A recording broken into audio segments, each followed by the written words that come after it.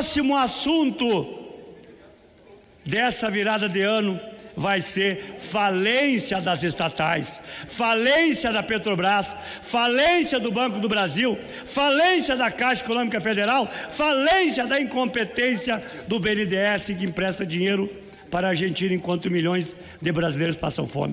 Então o pessoal do Bolsonaro, ao invés de ficar apenas gritando, tem uns que gritam tanto, tem um que vem do Rio Grande do Sul que ele berra, como se diz o ditado lá no Rio Grande do Sul, se berro salvasse porco, ele não morria sangrando, não é verdade, bom gasto?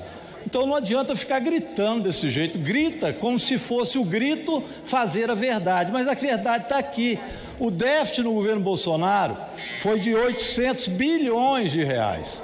Eu também quero tratar aqui hoje deste debate sobre o orçamento no Brasil, as políticas públicas para o nosso povo e o chamado déficit, que aliás é histórico no Brasil. Eu chamo a atenção dos deputados e deputadas, do povo brasileiro de maneira geral, sobre qual foi o déficit deixado pelo governo Bolsonaro nas contas públicas. É bom refrescar a memória, até porque eu vejo bolsonaristas aqui falar em déficit zero como se fosse algo que eles aplicaram durante o governo Bolsonaro. Não é bem assim, deputado Pompeu, veja bem. O déficit histórico sem precedentes deixado por Bolsonaro nas contas públicas chegou perto de 800 bilhões e complica a vida do governo Lula. Isso no início do governo Lula já chamava a atenção do déficit deixado pelo governo Bolsonaro. E esse déficit foi deixado por vários fatores. Um deles é que eles tinham cheque em branco durante o processo de pandemia e gastaram mal. Gastaram com cloroquina, gastaram com uma série de questões que não era para ser aplicado na defesa do povo brasileiro naquela época. Manda tirar essa fala agora. Mas tinha um cheque branco dado, inclusive, pela Câmara de Deputados naquele momento. Também os precatórios, foi aqui também aprovado e ele deixou esses precatórios sem pagamento e retirou do déficit. Vamos lembrar isso. Então, em momento algum, o governo Bolsonaro se preocupou com déficit zero. Tanto é que ele foi sepultado, era algo que não existia. Era o tal teto de gastos que foi formulado na época do governo Temer e que era um verdadeiro absurdo, que aqui foi substituído pela PEC que nós aprovamos para que este ano tivéssemos um bom orçamento e, ao mesmo tempo, o arcabouço fiscal aprovado posteriormente para substituir o teto de gastos. Então, é evidente que vamos colocar a conversa no ponto certo. Colocar a conversa no ponto certo tem que dizer também o que está acontecendo este ano, que vários diziam que no governo do presidente Lula isso aqui ia virar uma Venezuela, desemprego, e nós chegamos agora à menor taxa de desemprego, de 7,7%, desde 2015, a menor taxa que nós tivemos de desemprego agora. Presidente, peço 30 segundos.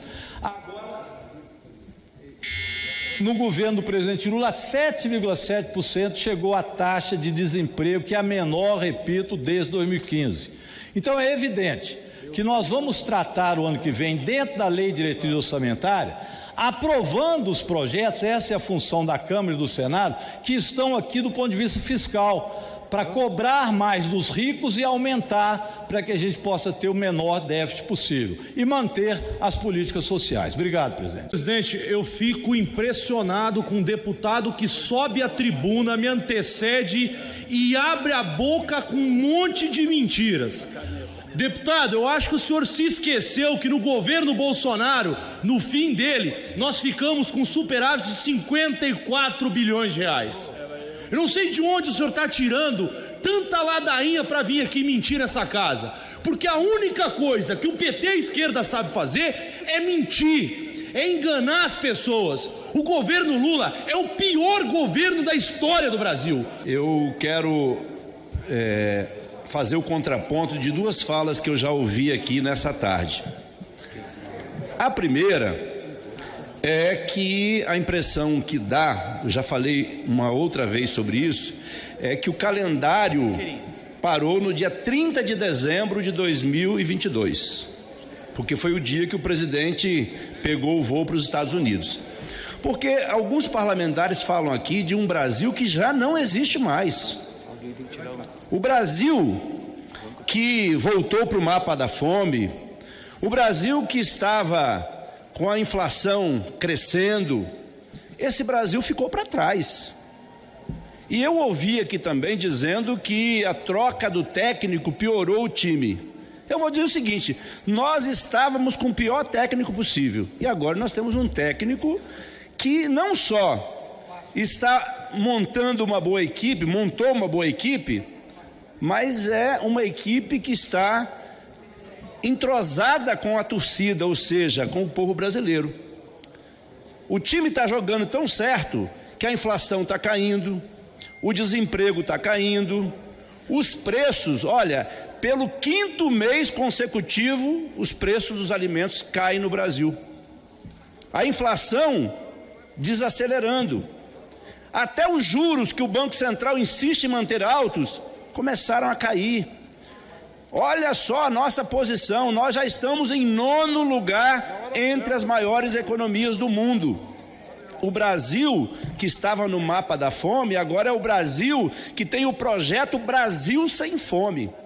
Este que é o Brasil que nós estamos vivendo. Então nós temos um bom técnico, um técnico que joga a favor do Brasil. Nós tínhamos um técnico que jogava contra o povo brasileiro, que deixava o povo sem vacina, que não tinha nenhuma condição de dialogar com os outros líderes mundiais.